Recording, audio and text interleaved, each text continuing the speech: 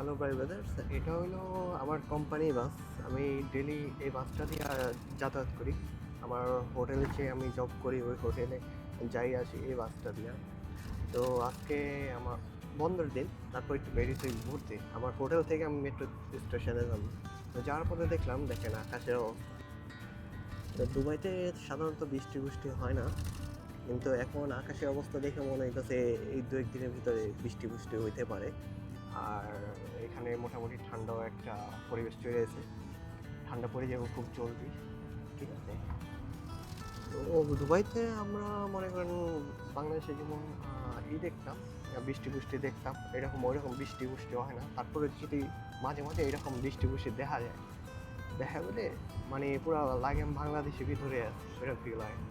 দেখেন এখন একটা টানেলের ভিতর গেতেছি, টানেল থেকে উঠলাম, দুবাই এয়ারপোর্টের সামনে আছি। ভিউটা আর কি দেখতে অন্যরকম।